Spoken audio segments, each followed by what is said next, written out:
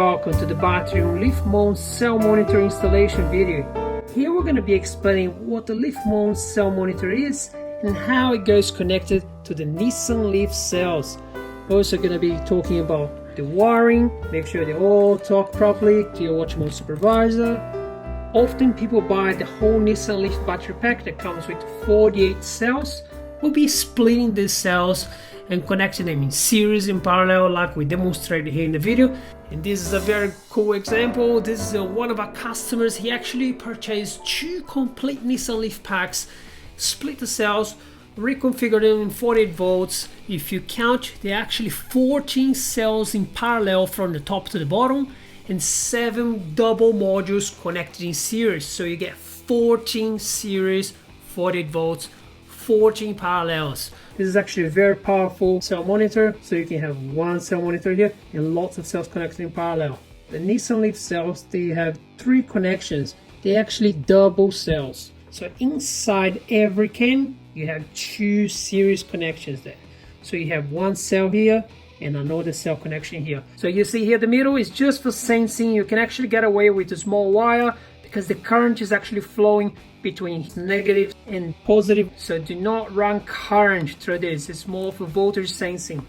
And you also notice that they come in 2 different orientations. Some cells have the positive on the left, some cells have the positive on the right. This is just to make it easier to configure things in series for the high voltage pack in the car. When you run multiple cells in parallel, you really need to pay attention, otherwise when you put the bus bar, you might have one cell back to front and might short the whole thing together. Here is a quick close-up on your cell monitor. It is actually divided in 2 sections. To your left, you have the resistor bank here, and you have one temperature sensor. That's the area that gets hot up to 75 degrees. You have all your cell monitoring area. That's where the communication happens. That's where it measures the voltage, it stores the cell configuration. There's another temperature sensor here. It senses the cell temperature. And you have 2 LEDs. As soon as you connect the 4-pin connector here and powering up the cell monitor, the solid green stays on for a few hours. And then when you connect the communication here, it's blinking, so that now it's talking to the watch mode supervisor. That's how you see the communications happening. It's working based on the green LED pulsing. The red LED here, it means 2 things as well. If you solid red on like this, it's actually in bypass mode, so it should be 75 degrees Celsius. Do not touch if you see red LED on. If it's quickly blinking, so it means that there's something wrong, too high or too low voltage or too high or too low temperature. There's something out of the parameters you set here. So red means warning. Now we're going to be configuring into a 14S battery. Before we start mounting all the cell monitors to the cells, we actually have to connect all the batteries in series using the bus bars here.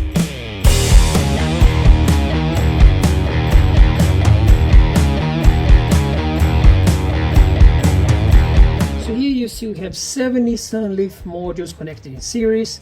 Each cell is double. So here we're going to be showing this is one cell, 3.9. This is the second cell, 7 point something, connecting all in series. We have about 50 something volts, 55 volts.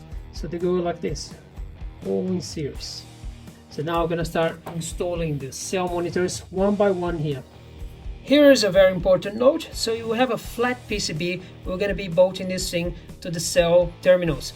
You will notice in this case here, we have a thick bus bar on this side and nothing on this side. So what caused the cell monitor to twist and crack and sometimes even breaking the cell monitor, okay? So make sure you put washers, you put something, but positive and negative terminals, they're exactly on the same level. We put the same bus bar on the other side here, so they're both aligned. So here we have negative, positive, but on the second cell, the orientation is reversed. So that means that the cell monitor will be facing upside down now. And then we go back to normal, and the other one will go back upside down. That's how we're gonna go.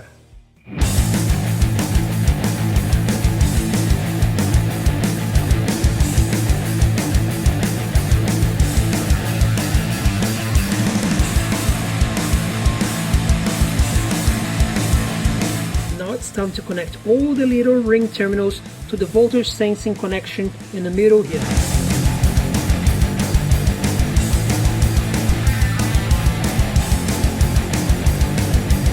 Before we start plugging things and organizing the cables, it's actually very important to mention we're dealing with very small wires here, very small crimps, so don't just go and pull by the wires here. You might end up damaging one of the crimps. So what we will normally do, I use my nail. I don't have much nail, but I always try to grab the connector and the wire all together. It's actually very simple. You just go, yeah, see, really easy to plug and unplug. You do it again here, look, it just works and you never damage the connector. And the same here for the tubing. I use my nail here to support and pull cable and connector all together. It's guaranteed it's not going to damage your wiring. Normally I start wiring from the most negative cell in the battery. That's going to be the cell number 1. So and then make my way all the way up to the very last on top one, cell 14. Now we're going to be powering up both cell monitors. As soon as I plug the 4-pin connector here, you're going to see green and red LED lights on both cell monitors here, okay? So just pay attention. Yeah, plug it on. Yeah, red and green. Yes. So now we're going to be linking the communication from the first cell monitor to the following cell monitor in the network. So it goes from an output to the input of the next one. Cable management is very important. We're going to be curling this thing up and targeting behind the PCB somewhere around here. Yeah, so now I'm just going to be targeting somewhere behind the PCB and keep everything nice and neat. Same for the red and black wire here. Just use something non-conductive for this. Now I'm going to be repeating the same procedure to all the other cell monitors.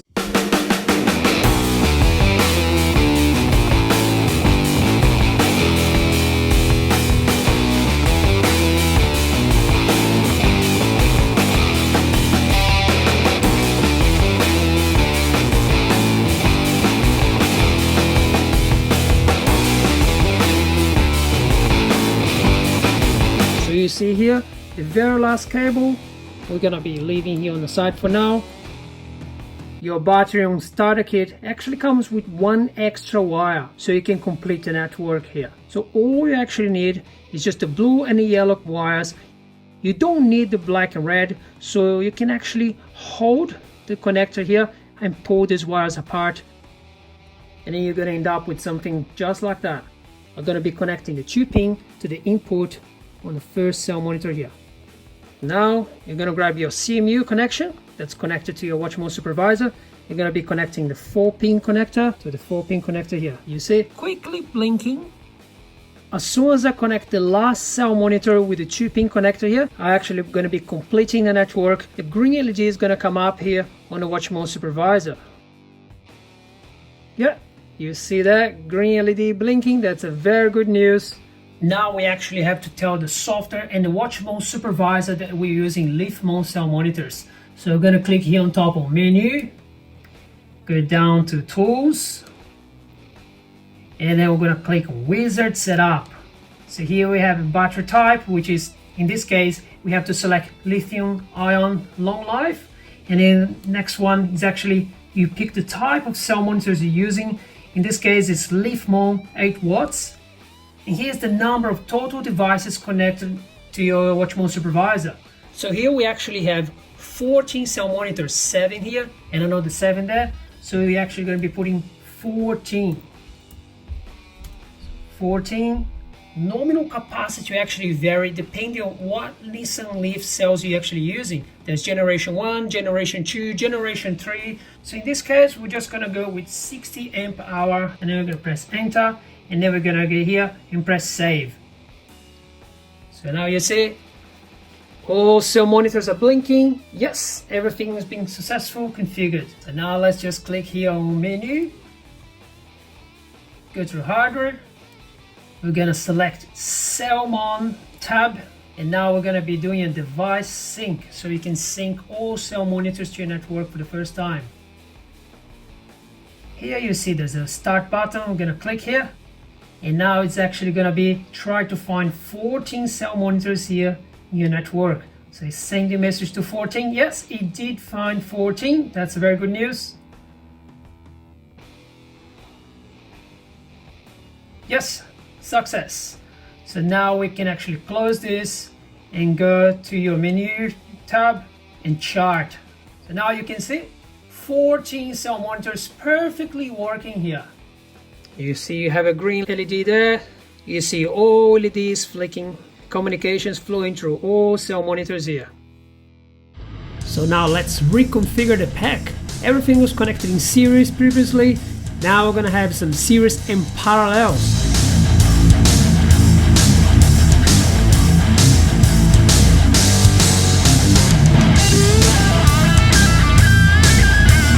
Right, just explaining what's happening here. So now we have 3 cells connected in parallel here, like one big cell, and then they're linked in series now. So you actually have one internal series, second internal series, linked, third internal series, fourth internal series. So you have 4 series, 3 parallels here. So this is very visual so you can understand how the connection works. You're gonna start connecting the cell monitors here. You see the lights gonna blink. Yep. Yeah, you see both monitors are on. And then we're gonna do the same here. We're gonna turn it on. Yeah, both LEDs on. This is the most negative cell in a pack, and this is the positive cell in a pack. So we're actually gonna start from here, linking to the next cell monitor. So we're gonna get this cable, 4-pin links to the 2-pin cable here. Now we're going to be connecting to the watch mode supervisor. And we're going to set up the 2-pin. So data goes in. See? Now they're blinking. So you see they're already talking. They're detecting because they've been configured before. As soon as I plug here, you're going to see the green LED coming up there. Yes, so the network is complete and works. Now let's go to the software. So you see here it looks a bit weird because I picked up 2 random cell monitors from the pack that have been already configured for 14. Yes. So let's fix this. So now we're gonna click here on top of menu. Gonna go down to tools. I'm gonna go to wizard setup. This is no 14. We actually have 1, 2, 3, 4 cell monitors here. So we're gonna be changing this to 4. Enter. And now let's say the cells are 60 amp hour.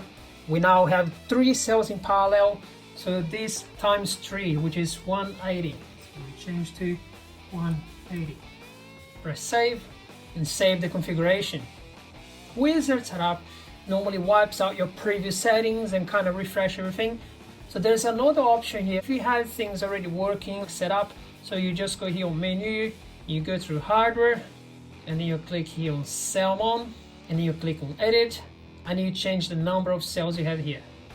Then you go to shunt, click on edit, and change your nominal capacity here, just like we did in wizard setup. And press save. Every cell monitor configuration change you do in your system, you have to go here and do a device sync. So you go to cell mon and click here on device sync. So this is actually going to be telling the cell monitors all the new parameters you set up. You see here they actually found 4. Yes, perfect, success. All cell monitors are actually blinking nicely. So now I click here on menu, chart. Perfect. So now you see all 4 cells here, really nice the way it should be. This concludes the Leaf Mode cell monitor installation video. If you'd like more information, please check out batrium.com. We also have many instructional troubleshooting videos here on YouTube. Thanks for watching. Give me a hand on Patreon, man. $2, $2, Patreon.